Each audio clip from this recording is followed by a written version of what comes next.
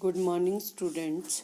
आज हम हिंदी व्याकरण पाठ 30 विराम चिन्ह पढ़ेंगे और समझेंगे। बच्चों, विराम का अर्थ है रुकना, ठहरना या विश्राम लेना। बच्चों, व्याकरण में विराम चिन्हों का प्रयोग किसी विशेष बात पर बल देने के लिए, वाक्य के बीच में कहीं रुकने के लिए, वाक्य के उतराव चढ़ाव को स्पष्ट करने के लिए, प्रश्न पूछने, आश्चर्य व्यक्त करने तथा वाक्य की पूर्णता को व्यक्त करने के लिए किया जाता है। देखिए बच्चों, इसका वाक्य मोहन पढ़ रहा है। बच्चों, ये अंत में पूर्ण विराम का चिन्ह लगाया गया है। ताजमहल किसने बनवाया? बच्चों, ये प्रश्न सूचक चिन्ह है। मोहन आया है, ये विस्मय आदि सूचक चिन्ह है। रोको मत, जाने दो। बच्चों, ये वाक्य स्पष्ट नहीं कर रहा कि इसमें क्या कहा जा रहा है। आगे देखिए, रोको अल्प विराम का प्रयोग किया गया, मत जाने दो। बच्चों, इस वाक्य में रोकने के लिए और न जाने देने के लिए कहा जा रहा है। अगला सेंटेंस देखिए, रोको मत, जाने दो। बच्चों, ये वाक्य जाने देने के लिए कह रहा है, उसे रोकना नहीं है। आपने देखा एक छोटा सा निशान अल्प विराम का लगने से शब्दों में कितना अंतर आ जाता है और वाक्य का पूरा अर्थ ही बदल जाता है। इसे हम अगले वाक्य से और देखेंगे। उसे जगाओ, मत सोने दो। बच्चों, उसे जगाना है, सोने नहीं देना। पर एक अल्प विराम चिन्ह ने अगले अर्थ को बदल दिया। कैसे? उसे जगाओ, मत सोने दो, यानी जगाना नहीं है, क्या करना है? सोने देना है। बच्चों, आगे देखिए, विराम का अर्थ है रुकना या ठहरना। वाक्य को लिखते अथवा बोलते समय बीच में कहीं थोड़ा बहुत रुकना पड़ता है, जिससे भाषा स्पष्ट, अर्थवान एवं भावपूर्ण हो जाती है। लिखित भाषा में इस ठहराव को दिखाने के लिए कुछ विशेष प्रकार के चिन्हों का प्रयोग करते हैं। इन्हें ही विराम चिन्ह कहा जाता है। नीचे हिंदी के महत्वपूर्ण विराम चिन्ह दिए जा रहे हैं, आइए उनके बारे में जानते हैं। बच्चों, सबसे पहला है पूर्ण विराम। बच्चों, इसे हम फुल स्टॉप अंग्रेजी में कहते हैं। इसका चिन्ह इस प्रकार से लगाया जाता है। दूसरा है बच्चों अर्धविराम। बच्चों, इसको सेमीकोलन कहते हैं। इसका चिन्ह एक डॉट नीचे कोमे के रूप में दर्शाया जाता है। तीसरा आता है बच्चों हमारा अल्प विराम यानी कोमा। बच्चों, कोमा आप सभी अपनी भाषा में प्रयोग में लाते हैं, इसके बारे में जानते हैं। चौथा है बच्चों प्रश्नवाचक चिन्ह। जब भी हम वाक्य में प्रश्न करते हैं तो हम प्रश्न सूचक चिन्ह का प्रयोग करते हैं। पांचवा है बच्चों विस्मयवाचक चिन्ह, साइन ऑफ एक्सक्लामेशन। बच्चों, हमारे मन के हर्ष, सुख, दुख, शोक आदि के भावों को प्रकट करने के लिए हम विस्मयवाचक चिन्हों का प्रयोग करते हैं। आगे देखिए बच्चों, योजक, हाइफन। बच्चों, दो चीज़ों के जोड़ने को संयोजन या फिर उनके विभाजन में हम योजक चिन्ह का प्रयोग करते हैं। कैसे? दिन रात, माता पिता, इनके बीच में बच्चों योजक चिन्ह का प्रयोग किया जाता है। आगे आता है सातवां हमारा नंबर निर्देशक चिन्ह, डैश। बच्चों, इसको हम इस प्रकार से डिनोट करते हैं। आठवां आएगा उद्गरण चिन्ह यानी इन्वर्टेड कोमा। बच्चों, जो बात जिस प्रकार से कही जाती है उसको वैसे के वैसे शब्दों में लिखना या बोलना उद्धरण चिन्ह कहलाता है। फिर आता है बच्चों हमारा विवरण चिन्ह, साइन ऑफ फ्लोइंग, यानी इसका पालन करो। फिर आएगा बच्चों कोष्टक चिन्ह यानी ब्रैकेट, किसी भी बात को उसके अंदर रखने को कोष्टक चिन्ह कहते हैं। बच्चों, अगला नंबर है हंसपद या त्रुटि पूरक, साइन ऑफ लेफ्ट वर्ड। बच्चों, हम कोई अक्षर छोड़ देते हैं या हमसे कोई अक्षर छूट जाता है तो हम इस चिन्ह का प्रयोग करके अपने उस शब्द को लिख सकते हैं। 12वां है नंबर हमारा बच्चों लाघव चिन्ह या संक्षेप सूचक, साइन ऑफ एब्रीविएशन। बच्चों, बीए, बीएड, डॉक्टर लिखने के लिए हमें लाघव चिन्ह का प्रयोग करना पड़ता है अगर हम उसको संक्षिप्त रूप में लिखें तो।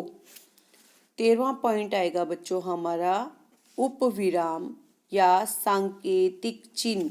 बच्चों, कोलन, कोलन का मतलब होता है आप 2 डॉट लगाएंगे और उसे आगे के लिए लिखने के लिए छोड़ देंगे, यानी संकेत दे दिया आपने आगे काम करने के लिए। आगे देखिए लोप चिन्ह, so on and so forth sign, यानी आप अपनी जो बात कहना चाहते हैं उसके लिए आपने डॉट डॉट छोड़ दी। आगे आएगा बच्चों हमारा विशिष्टता बोधक चिन्ह यानी हाईलाइटिंग साइन। हमने किसी बात को हाईलाइट करना है तो हम इन कोमास में उस बात को रख देते हैं। बच्चों, आइए अब हम जानते हैं विस्तार से पूर्ण विराम। बच्चों, सामान्य कथन वाले वाक्यों की पूर्णता पर वाक्य के अंत में इस चिन्ह का प्रयोग किया जाता है। बच्चों, कोई भी वाक्य जब समाप्त होता है तो हम क्या लगाते हैं? हम पूर्ण विराम लगाते हैं। बच्चे खेल रहे थे, हमने अंत में क्या लगाया? पूर्ण विराम। अचानक बारिश आ गई, क्या लगाया बच्चों हमने इसके अंत में? पूर्ण विराम। सभी लोग भीगने लगे, वाक्य की समाप्ति पर हमने क्या लगाया? पूर्ण विराम। अचानक एक बच्चे का पैर फिसल गया, हमने वाक्य की समाप्ति पर क्या लगाया? पूर्ण विराम। क्या लगाया बच्चों? पूर्ण विराम। आगे देखिए अप्रत्यक्ष प्रश्नों के अंत में देखिए बेटा, तुम्हें कैसे बताऊं कि उस समय मैं वहां नहीं था। बच्चों, कौन से चिन्ह का प्रयोग किया गया है? इसमें पूर्ण विराम चिन्ह का प्रयोग किया गया है। उसने बताया नहीं कि वह कहाँ जा रहा है। वाक्य के अंत में हमने कौन से चिन्ह का प्रयोग किया? पूर्ण विराम के चिन्ह का प्रयोग किया। उसी प्रकार से बच्चों बहुत बार कविता अथवा गीत के हर चरण के अंत में भी हम पूर्ण विराम चिन्हों का प्रयोग करते हैं। उदाहरण देखिए, आगे चले बहुरी रघुराया, ऋष्य मुख पर्वत नियराया। बच्चों, यहाँ पर एक सिंगल पूर्ण विराम चिन्ह का प्रयोग किया गया है और वाक्य समाप्त होने पर 2 पूर्ण विराम चिन्हों का प्रयोग किया गया है। आपकी पुस्तक से ही दोहा देखिए, जाति न पूछो साध की, पूछ लीजिए ज्ञान, मोल करो तरवार का, पड़ा रहन दो म्यान। बच्चों, पहली पंक्ति कंप्लीट होने पर सिंगल पूर्ण विराम चिन्ह का प्रयोग किया गया है और दूसरी पंक्ति पूर्ण होने पर डबल यानी दोहरे पूर्ण विराम चिन्ह का प्रयोग किया गया है। बच्चों, आइए आगे जानते हैं हम विराम चिन्ह के बारे में। अर्ध विराम। बच्चों, वाक्य में जहाँ पूर्ण विराम से कुछ कम और अल्प विराम से कुछ अधिक रुकना अपेक्षित हो, वहाँ अर्धविराम चिन्ह लगाया जाता है। बच्चों, अर्धविराम डॉट के नीचे कोमे को कहते हैं। देखते हैं वाक्य, वह हाथ जोड़ता रहा, वे लोग उसे पीटते रहे। बच्चों, हम थोड़ी से विराम के लिए रुके, कुछ कम परंतु अल्प विराम से कुछ अधिक, तो इसे क्या कहेंगे हम? अर्धविराम। झूठ बोलना एक बड़ा दोष है, इससे बचकर रहिए। बच्चों, यहाँ भी हमने थोड़ा सा विराम लिया। शिक्षक ने मुझसे कहा, तुम पढ़ते नहीं हो।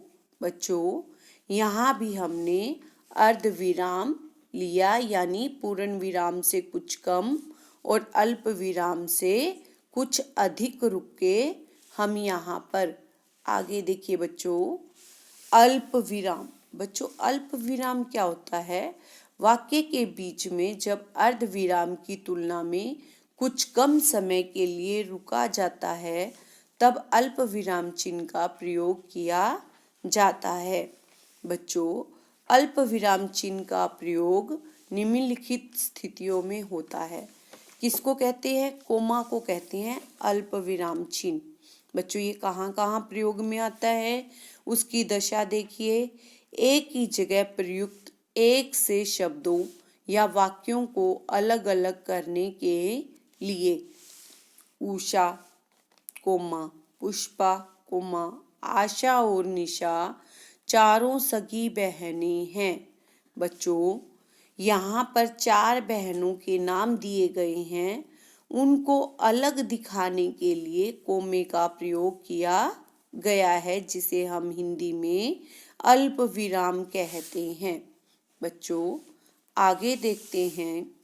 गणतंत्र दिवस की परेड में बच्चे, बूढ़े, स्त्री, पुरुष सभी एकत्रित हुए।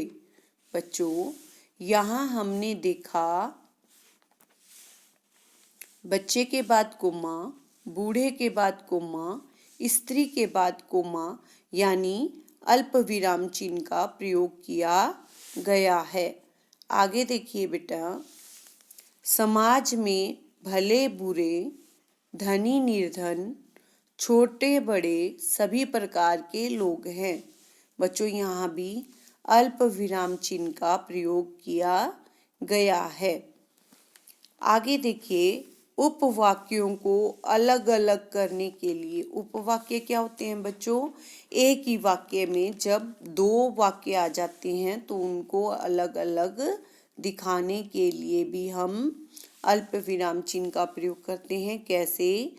तुम मुझे ठीक ठीक समझते हो, ऐसा मेरा विश्वास है। बच्चों, अल्प विराम चिन्ह से इन दोनों उपवाक्यों को अलग किया गया है। कब आओगे? मेरे जाने के बाद। बच्चों, इन दोनों वाक्यों को भी, उपवाक्यों को अलग किसने किया है? अल्प विराम चिन्ह ने, और ये हमारा प्रश्न सूचक चिन्ह है। चलो निकलो यहाँ से। बच्चों, ये अल्प विराम चिन्ह है जो 2 उपवाक्यों को अलग करने का काम कर रहा है, और ये पूर्ण विराम चिन्ह है।